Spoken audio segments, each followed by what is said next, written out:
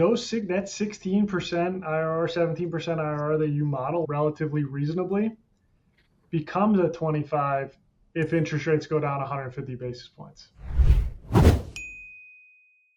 I think the first thing that I'm seeing is it's very difficult to raise traditional smaller check past the hat LP equity. To your point, a lot of that is stuck in other deals. It may have been wiped. It may have left a bad taste in somebody's mouth. So you've seen some guys that are scorned a little bit. Then you couple that with, well, I'm getting 4% risk-free in the bank right now. So you need to entice me to take it out of there and deploy it with you. Next is you got stock market at pretty much all-time highs, right? So people haven't really been feeling super scared. And then you couple that with, well, what IRR are you projecting on this new deal, and to incentivize me to deploy my money with you? Well, if you're being truly realistic with the assumptions that you're projecting on these new acquisitions, it's really difficult to be showing anything higher than 16, 17, right? And that's just not enough spread to get somebody excited when they were used to seeing 22s, 23s, albeit not a lot. Many of those didn't really pan out. So projections, reality versus paper projections. Exactly. So that's what's difficult to do.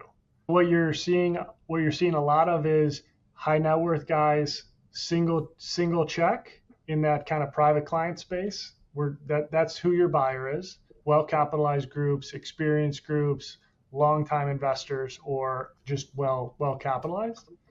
And then you're seeing a ton of institutions looking to scoop up the bigger stuff that's trading below replacement cost, maybe a problem, maybe the deal's in lease up, it's maybe construction costs went up, or their construction loan didn't have a cap or a swap and ate them up a little bit. So you're seeing on the private client side, mostly well-capitalized, experienced sponsors. And then in the institutional stuff, institutions are ready to go for the discounted stuff.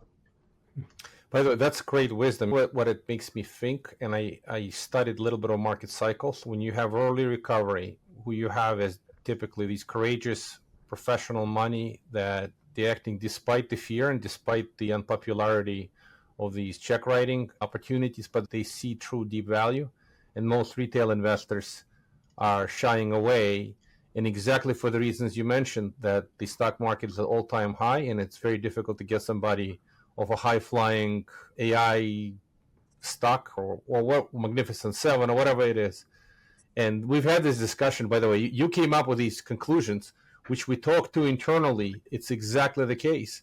Mid to, let's call it, high teens are barely sufficient for investors, even though they're conservative assumptions, and these deals truly look very attractive on a relative basis.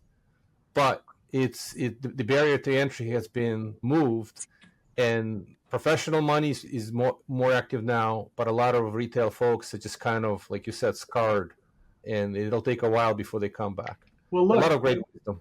That 16% IRR, 17% IRR that you model relatively reasonably becomes a 25 if interest rates go down 150 basis points. That's a great point. So if the rates fall, we're going to get massive tailwind, and that can really help. So on a risk-adjusted basis, these things look very attractive.